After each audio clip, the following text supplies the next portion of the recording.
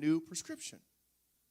And I remember when I was about 20 years old, I was getting really deep into my ministry. I was being mentored by Lee Stone King. I had Billy Cole has started being in my life. My dad was pushing me towards many great men. I was having a lot of intense prayer and fasting and study, and I was really locked in on this.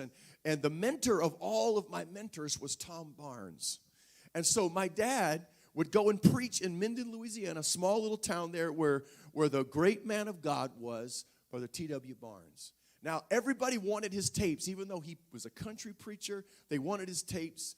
But the guy in the tape room was like Fort Knox. He only gave you tapes if he liked you, and he didn't like anybody.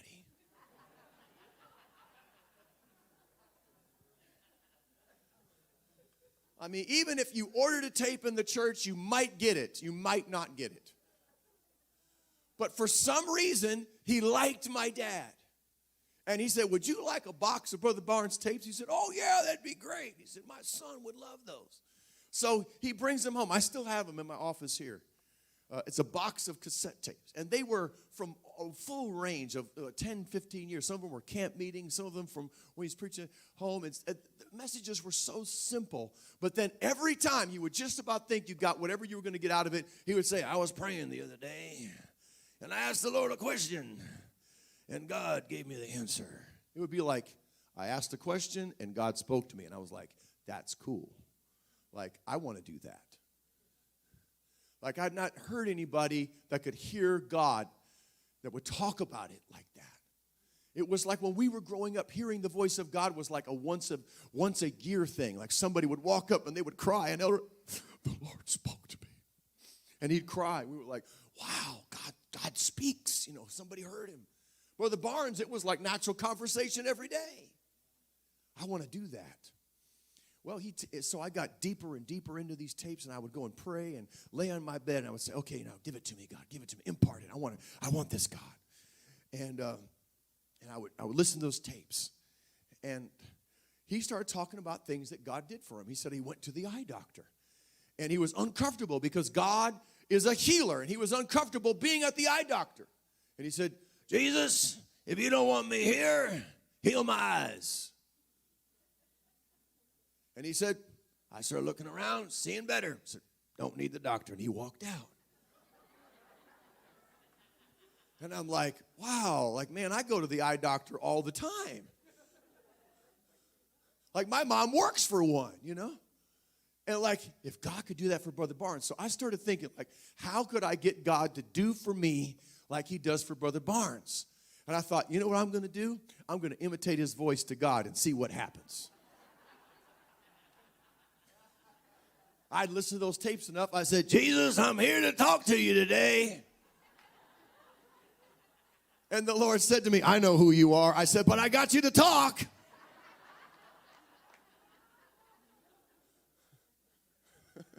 He said, I'll talk to you, son. I said, oh, good. It worked. He liked my boldness. So I was down praying. And I had just gotten my latest batch of contacts, and they were all in the little boxes. And you had, you don't get to, you wear them weeklies or whatever it was at the time, monthlies. And I just paid, and I don't have a lot of money. I'm still building my ministry. I don't have a lot. So I'm like going and buying, $160 worth of contacts was a lot, for me. I'm thinking about that, I'm down praying. And God says to me, I want to heal your eyes.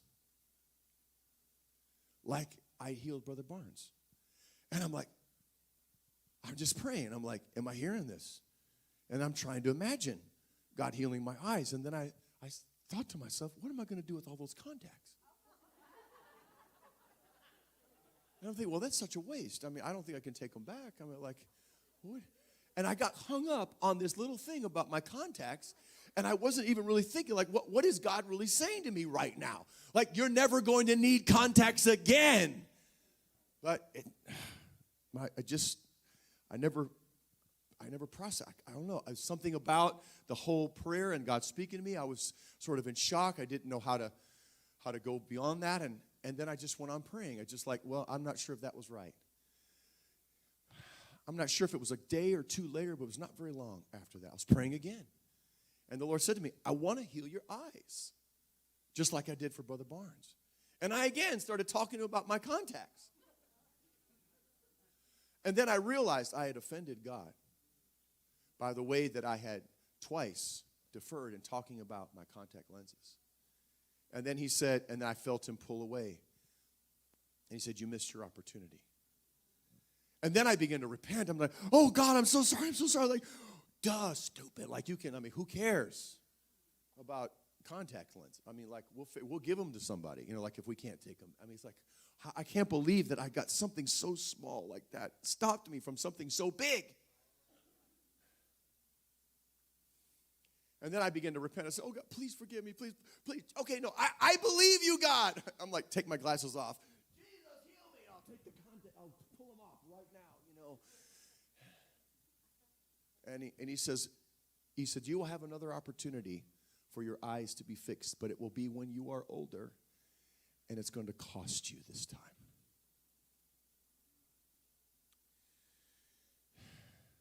And so I accepted that I was just going to have to wear contacts and glasses, and this is going to be my life.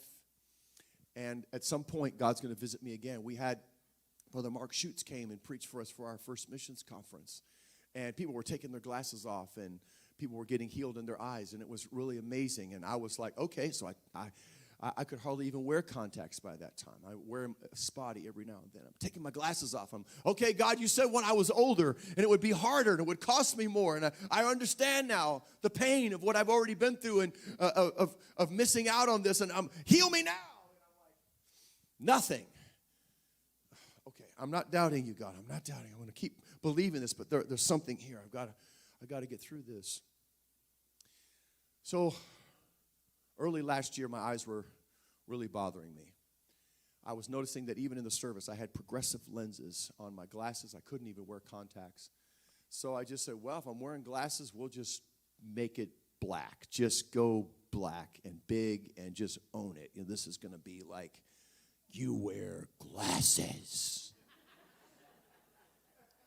Because it was sort of like one of those things that, I was trying to wear the ones that had no rims, so you didn't hardly see them. Kind of like you don't want to be known as the guy that wear glasses. But now suddenly glasses are hip, and you look smarter, they say, when you wear glasses. So, maybe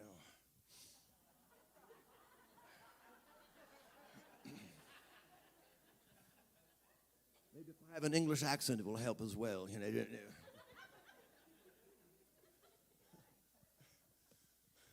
Progressive lenses means that it helps you with all the different distance, middle, and then, reading your vitamins. Okay.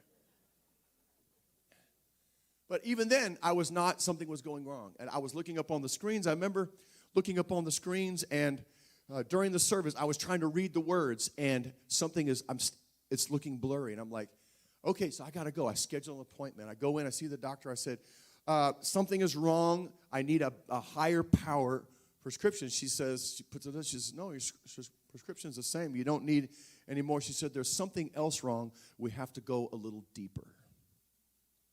But I had gradually lost my vision, and suddenly she dilates my eye to look deep within me to inspect my ability to see.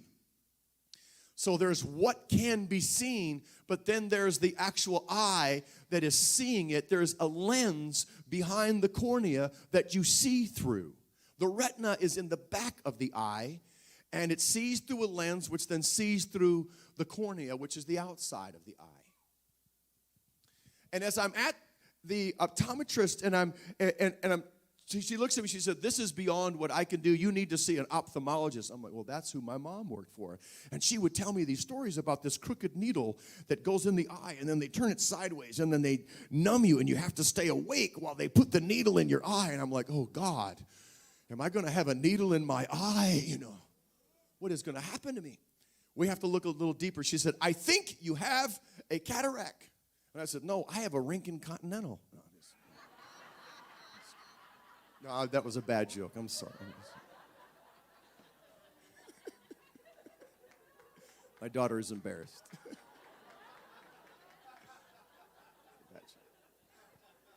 A cataract. You got cataracts. And I'm like, okay. Like, I know I'm getting older, but I'm like, cataracts are usually for, like, people older than me. Okay. Matter of fact, that's the first thing that everybody said. Do you have something wrong with you? Do you have diabetes? No. You have heart disease? No. You have cancer? Like, no. Like, I just have a cataract. That's all. I just have a cataract. Why do you have a cataract at your age? I don't know.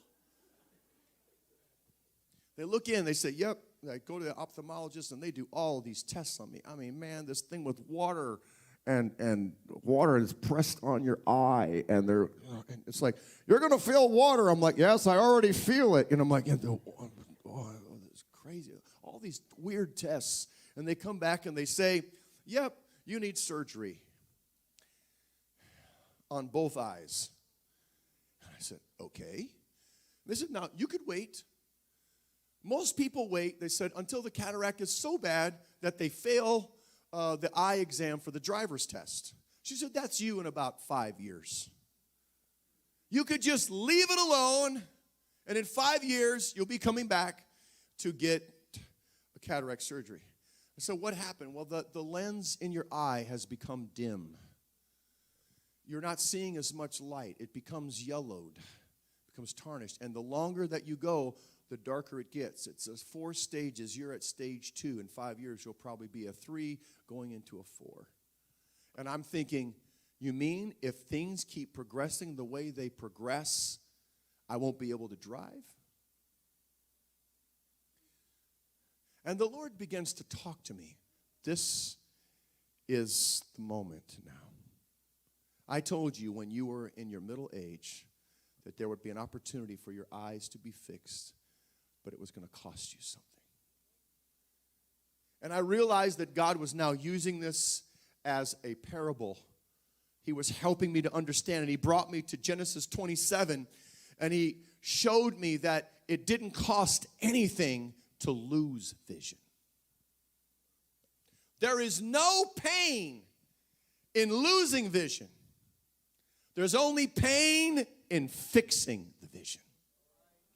So the reason why organizations, the reason why churches, the reason why many families, the reason why people don't make changes in their life is because it costs something to make a change. It is painful to make a change. It is easier to just let things progress as they're going to progress. Well, I know I have a problem, but I'm able to manage. I'm still driving. I mean, I don't see as good as I used to see, but I can still see enough. I mean, I'm getting by. I can fake it till I make it. I've seen enough already, and I know my surroundings well enough, And after a while, you can just get used to it. At night, I take the glasses off, no contacts, but I can find my way, in the dark. I know where I'm going. I've been there before. Put the glasses back on. Okay, we can manage. Do I want to go through this? Do I want to have the intensity of going through this? And then I realized that when I was sitting there with the doctor in the office, and we're looking at the eye chart, and she's showing me the eye chart. I'm looking at the letters, and I'm seeing double. And when I'm seeing double, I realize this is what happens. When you can't see clearly, you start seeing double. And folks, anything more than one vision in a church is division. Division is more than one vision. And for our lives, if I start seeing double, what happens? If I can't see clearly, I'm going to start having other things that come into periphery, and I'm going to have a hard time distinguishing between this and this. You start losing your discernment. The word discern means to distinguish between. Now, this is what the Lord showed me on this journey. He took me on this journey. I went to my last appointment, and I'm officially cleared. My eyes are healthy, and my surgery is done, and I'm good. I occasionally need half glasses. That's it. I'm seeing perfectly, and I was so excited to be finally cleared. But on this journey, I noticed something as I read the text, and I've read this many, many times, is that Isaac's lack of vision affected every other sense. We assume that it's just the vision problem. We do not understand that when vision slowly goes away, that you assume a lot of things in the process. And that perception begins to be more mental than it is an actual. And as you're progressing down this path, we notice that he has forgotten the prophetic, and his preference is towards his flesh. He is looking towards Esau. I think I'm going to bless Esau because that's what I want. When you're not seeing clearly, flesh starts coming into the picture, and it starts to being about our preference and not really about what the will of God is. Any church that loses its vision starts catering to what we want rather than what he wants. We stop worrying about the prophetic starts slipping away from us because it's not a part of who we are anymore. We saw it way back when, but right now it's a different season, it's a different time. You know, we're in a pandemic, coming out of a pandemic, and there's a lot of changes in the world, and you know what, I think it ought to be like this now. I think we ought to change, I think we ought to adjust. I think our preference ought to be to Esau, and we cannot as an organization be led by our preferences. We have to be led by the prophetic.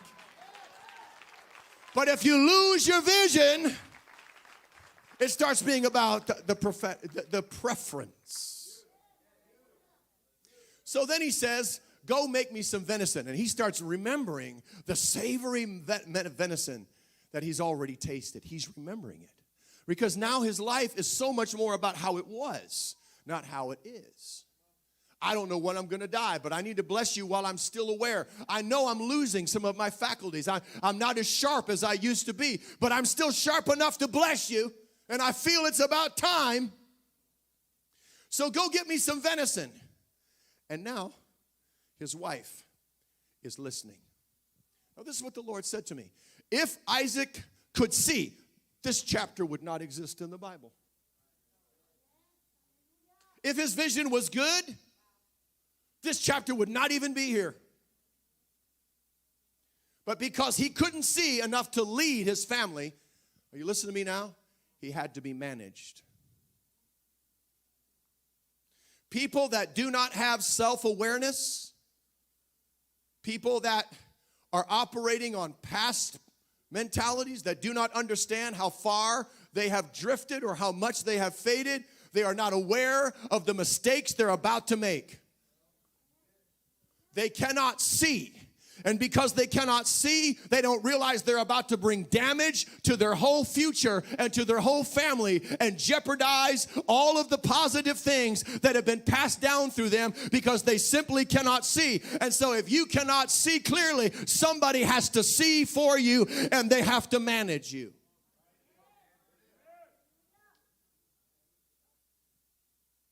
We all know people that think they're doing really good, and they don't realize how much their perception of life and their decision-making process is flawed simply because they cannot see. And so what happens is everybody around them that loves them, that cares about them, this is his wife. I cannot let you make a mistake like this. Isaac, you and I both know what the will of God is. God already showed us this. I cannot let you do this right now. So people that lose their vision have to be managed. So she says, Jacob, get in here. It's going down right now. It's happening right now. I heard it. Esau just left to go find a deer. You know he's good. He knows where they are. He won't be long.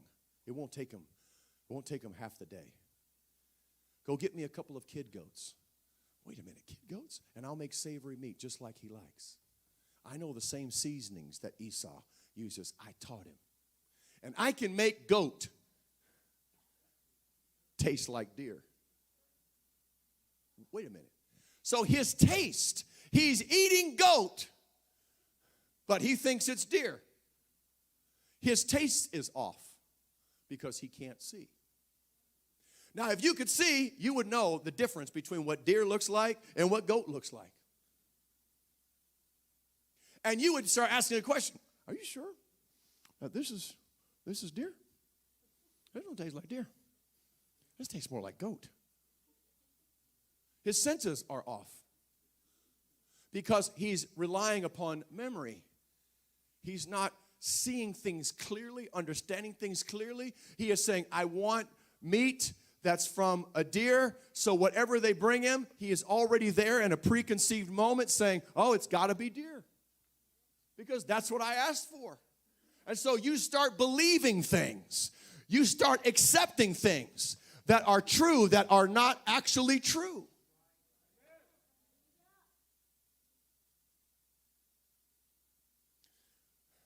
Next, he says, well, listen, I'm pretty smooth and he's pretty hairy.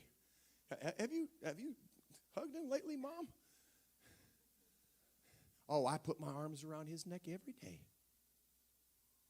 I know what it feels like. It feels just like that goat skin right there.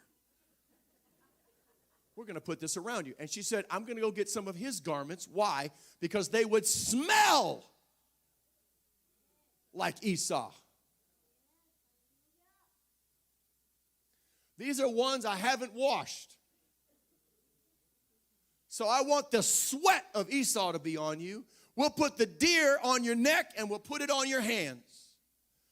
Well, we'll put the seasonings that he uses for the venison and we'll serve him a plate and your dad will bless you because you're supposed to be blessed. This is what God showed me. I can't do it. I'll get a curse. No, you obey your mama right now. And so we're having to do a workaround to get to what the will of God is simply because there is a lack of clear vision. Too many times in the body of Christ, there are workarounds to get to where God is trying to get us to. But thank God for the people that are willing to take whatever risk, to take whatever sacrifice, to do whatever they have to do to make sure that we don't miss God. And I'm going to tell you, this is why we have a leadership team. This is why there is multiple layers of elders.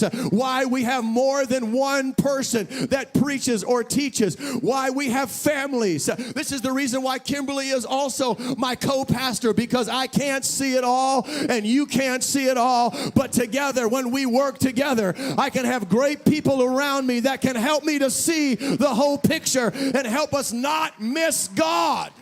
But the